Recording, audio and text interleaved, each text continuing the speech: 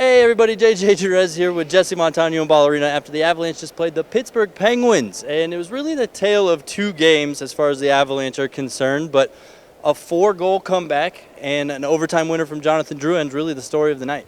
Yeah, I mean, I even feel like you're lacking a little enthusiasm for what we just witnessed. It was a crazy game. I think maybe that first 20 minutes was some of the worst hockey we've seen the Avs play maybe this season. But you knew that there was going to be a message sent in the locker room there between the first and second period. Thought they started to dial it up with 4 minutes left in the second period. The Avs were down 4-0. I thought Jerry Bednar hit the nail on the head, though. The first period wasn't good. That second period, it did seem like Pittsburgh's bounces were going for them and the Avs weren't. It was a weird, all Penguins in the first, weird second period that did kind of feel like an even split, and then the Avs just took over in the third.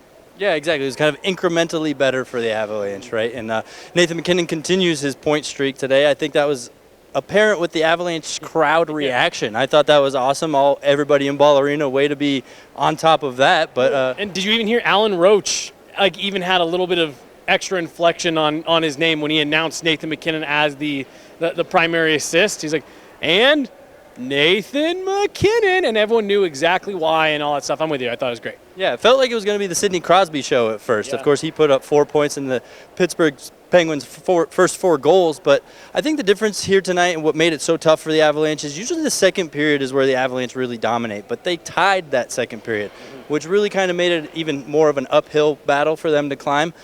And really made it that much more impressive of a comeback there in the third period. I mean, you felt the momentum push. You saw some amazing saves from Nedeljkovic. But then when Tristan Jarry came in, I think you got a little glimmer of hope. Like, okay, I think a cold goalie might be exactly the recipe the Avalanche needed here. Well, I think you said it perfectly right there, because it felt like the Avs were coming a bit there in the second. But when the horn sounded, you hadn't made up any ground. And so it felt a little potentially deflating, but the Avs kind of used that as the exact opposite of, hey, we're within 2. We were down by 4 3 minutes ago. We're within 2, and it did seem like maybe it felt like a little bit of a letdown from our perspective. You could tell it that even just having it at 4-2 gave them a little bit of juice there. Yeah, that resilient championship mindset, right? Yeah. I mean, good teams are going to find ways to win. That's exactly what they did tonight. Jonathan Drouin, probably the player of the night. Fantastic game out of him. 2 goals, including the overtime winner, like I touched on at the beginning. What did you see out of Jonathan Drouin that just made him so spectacular tonight? It seemed like he was everywhere, right? And the Sidney Crosby, I'm with you. Sid kind of disappeared there in the third period, but for the first half of the game, it was a Sidney Crosby show. He was all over the ice, forechecking, back-checking, making plays in the defensive zone, scoring goals, picking up assists. To me, that was Jonathan Drouin in the second half. You were seeing him on the forecheck, stripping pucks off sticks below the goal line, then getting all the way back. You know, when the Avs were still trying to get evened up, they gave up a shorthanded breakaway. Who gets back to help support, or not a shorthanded breakaway, shorthanded 2-on-1?